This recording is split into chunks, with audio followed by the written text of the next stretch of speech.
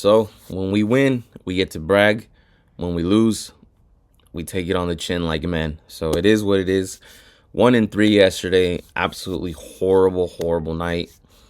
The only positives I can kind of take away from it are the Maple Leafs. Exactly how it went. I was afraid of that because them getting just a 1-goal win, especially after being down, that one was a tough loss. And then the Oilers, them too. Them St. Louis Blues guys are just, they're annoying. They're annoying, they're pesky, but let's move on forward. I got 4 more picks for you guys today, and we're going to kick it off with the Flyers on the road to Montreal. So with Montreal, guys, the Montreal Canadiens, they're definitely a team that improved massively. They got a lot of attention, they caught fire at the end of last season, but now they're getting into a range where they're getting overpriced. The Flyers have not won a single game on the road this season so far. They haven't been on the road too many games so far either, so that does take into account. But for the first pick of the day, guys, we're going to go with the Flyers. I think we're getting a pretty damn good plus money price with the Flyers. Again, they haven't won a single game on the road, so would it surprise me if this is their first one? Not at all, and we're looking to catch it, especially. But this is more of a sell high spot on Montreal. I've been on Montreal and Montreal puck line a couple of times already this season so far, but now they're getting into a range where they're getting into these overpriced prices, and I get it. They're such an improved team, which is, it's understandable, but it's just not something I want to pay up. So I'm going to take Flyers to get their first win on the road this season to kick off our day. All right, guys, so for your second pick of the day, and I know I just absolutely trashed on this Predators team. Them losing was our one win yesterday, but I have to take this price. I have to take this plus 175, guys. Simply, and this is just another way you can play either any sport. If you want to bet baseball, basketball, football, it doesn't matter what sport it is.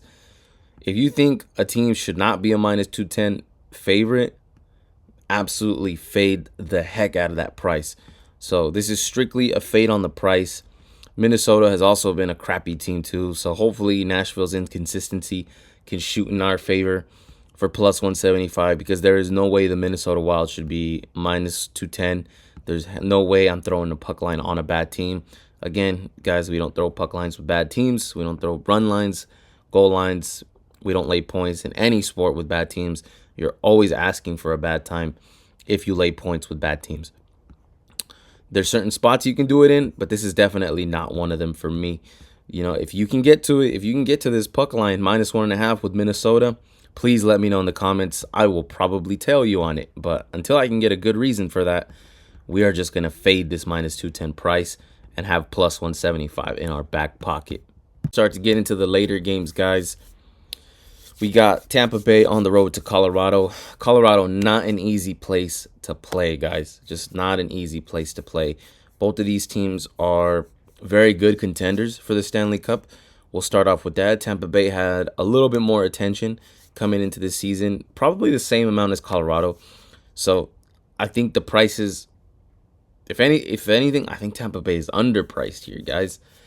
Tampa Bay, they kind of started the season pretty sloppy, starting to pick up the pace. Some of their more solid wins have come on the road. The best way I would play this, guys, if you like Colorado a lot, go ahead and lay that puck line. I think it's worth it. Or just play the straight up money line if you like it. But for me, I think Tampa Bay is just underpriced here. I think they're a better team than what this price warrants.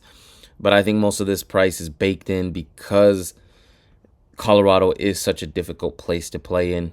That arena, I want to say even the elevation takes part in that. So, it's not going to be an easy task for Tampa Bay, but their more solid wins have come on the road this season.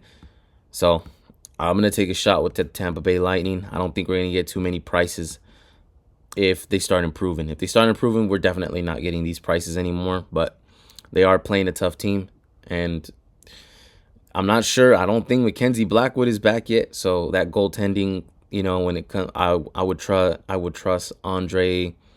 I believe his name is Vasilevsky. Yeah, Vasilevsky for the Lightning. I do like him in that goalkeeping stance, that goalkeeping spot. So I'm gonna take a shot here on the Lightning for plus 125. All right, guys. So finishing off our night, we're gonna go over to Los Angeles. We got the LA Kings ready for the incoming Winnipeg Jets. Winnipeg Jets, guys, a very, very solid team. They're probably my favorite Canadian team that I like to root for out of all the Canadian teams in the NHL. But I think there is a good reason they are plus 105. Anytime I've seen these two teams face each other, guys, the LA Kings just seem to have the Jets' number. That's been the case over maybe the last 2 seasons that I've watched. Could things change? Because this Kings team is definitely regressing.